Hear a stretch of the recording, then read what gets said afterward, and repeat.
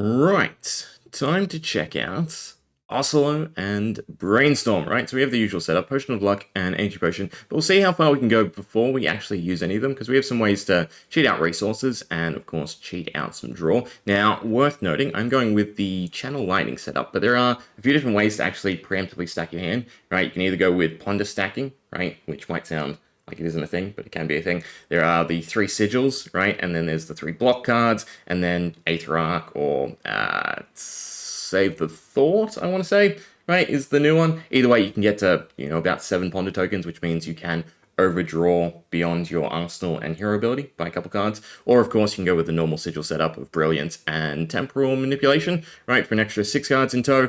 But nonetheless, we're gonna do Channel Lightning, because I think I'll do some other stuff with the sigils, and I've done stuff flawless with the sigils. Anyway, enough explaining out of the way. I do need to handle Koshim's upkeep, so the healing potions are there for that reason. Nice and simple, right? We'll chuck the 3 Channel Lightnings into play. Now, in comparison to the other draw methods that I just stated, right, this is definitely the weakest, since Null/Shock can be easily shut down by your opponent, but hey, it's the bot, and we're just, theory crafting. So, nice and simple, we do Shock.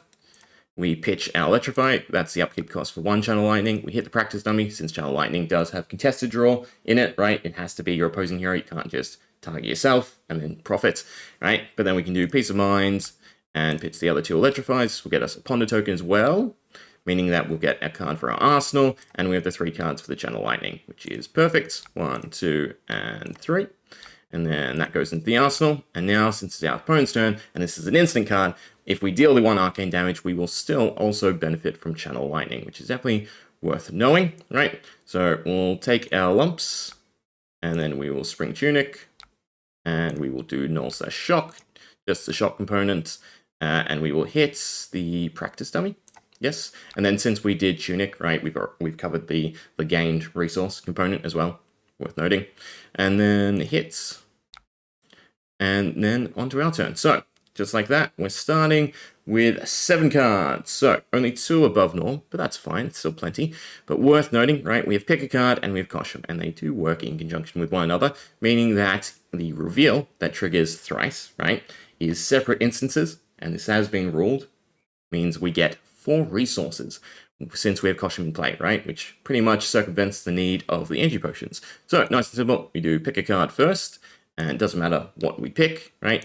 Gain resource, gain resource, gain resource. Oh, and we actually did get some silver out of that, so that would help with the draw, but we're mainly doing this just for the resources anyway, right? So then, another optimize. Do we get any more? We got 1, right? But just like that, we're at 8 resources, which is perfect, because that means we can start popping stuff, right? We can do the Lightning Greaves, and then we can do some Brainstorm. So we'll do 1, 2, and did math this correct? 2 plus 3 is 5. We can only get to 4. I did not math it correct. We're 1 off. It's fine. Right, we will do the Open the Floodgates rather than the second Brainstorm and see what we draw first. Now, with Open the Floodgates, if it deals more than 1 damage, which it won't because I forgot to amp it first. Yeah, we need amp each instance, right? Because all the surge is more. But we can target ourselves, which is the more point factor. So as long as we deal more than 1 damage to ourselves with Open the Floodgates, then we get to draw 2 cards, which will then in turn deal 4 damage to our opponent. So I do think that is worthwhile, right? We'll go down as they slowly go down, but now we can do it. So Open the Floodgates, target us, and then pitch the pry. And this time the damage is all theirs. And of course, because we just did arcane damage, we also get 3 more cards thanks to the Channel Lightning, right? Once all the damage is out of the way. And what do we get? Oh. Alright, because then they trigger off themselves. Yeah, so that was in itself a nice amount of damage because of the Channel Lightnings. It makes me kind of wish I did do the Brainstorm. But we have Will of Arcana, right, as another amp card, which means we can do another Open the Floodgates since we do have the action points too. So with this, we should be able to go Brainstorm, pitch the Will, perfect, and then play the Open the Floodgates. And of course, we will hit ourselves just to make sure our opponent can't contest it. And then all the other damage, of course, can go on the practice dummy, which is definitely going to be a lot now. And I should probably turn auto pass on, just so we don't have to click each time. Well, actually, no, because I have manual targeting on, it will always make me pick. So that doesn't quite work, right? So I might as well just go, what was it? What do I normally do? Always hold priority, always pass. I also don't know what's going on with this, right? If you have manual mode on, errors. That's another story. All right, so then we still need action points, which we do have. And basically the gist now is we could go into Hope Merchant's Hood, we could go into the Potions of Luck, but since, I've stacked the deck, we're going to do it a bit more consistently. Now we can also gain the resource of pick a card / silver, which then would be more draw and more damage. But for now, I think we're fine to do Kindle. It gets us an action point, and of course the amp effect into another Open the Floodgates. And we go us. And then we pitch. You know what? That is why I want to pick a card. Yeah. Pick a card first. See if we get more silver. Gain resource. Gain resource. This is a problem with any shuffle mechanic, right? And, well, technically we're not in the shuffle mechanic yet. This deck is too large. I've not really thought through the cards that well, but hey, we're doing damage. If you wanna try and work out how much damage you can do realistically, or even crazily, go nuts. Right, but we have the action points. We still need the amp effect, which means that we need the lightning rod. So we can go sigil. We can then amp. And then we can play another Open the Floodgates. Hit us, take a bit of damage, just so that we can dish out some more damage. And I think at this point, this is where we would Hope Merchant's Hood or Potion of Luck, right? We've already done 30, so yeah, these are definitely going to set up well. We can also just use Oscilio's effect anyway, since that's just free extra damage. Get rid of one of the sigils.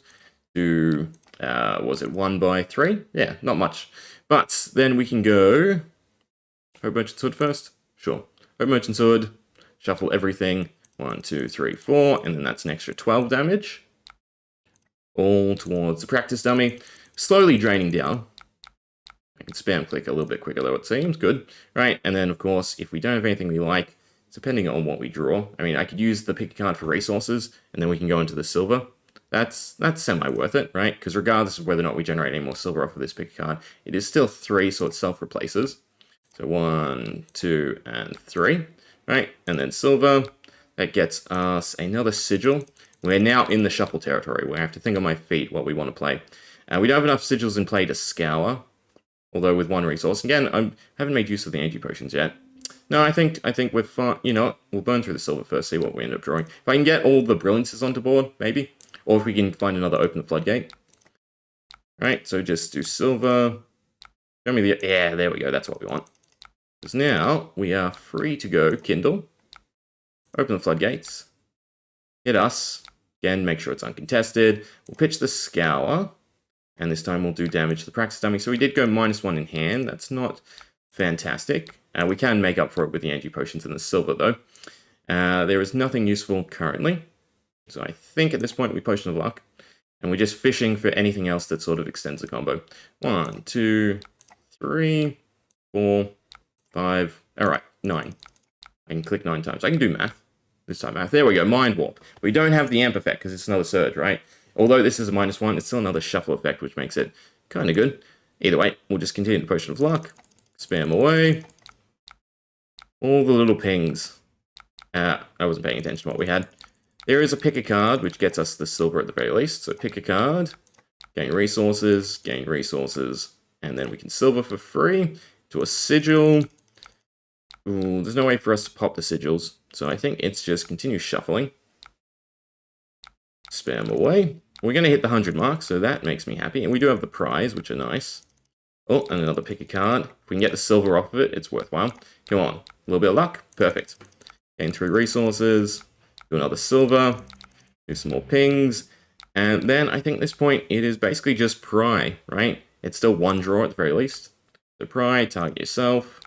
And we'll get rid of the Sigil Brilliance. And then we'll do the damage. And then we will pry again. Target, no. Oops. I didn't like that either way. Target ourselves. Choose pry. And electrify. Not a great card. So I think that ends the sequence. Oh, we're out of action points anyway.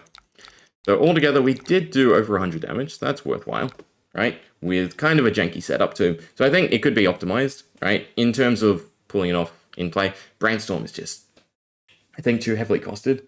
There's just other sequences, right? Utilizing all the action points you can generate. And again, the same starting hand. I feel you could probably ramp up to more damage, but hey, we like Brainstorm. It's been around for so long, it's fun to pull off.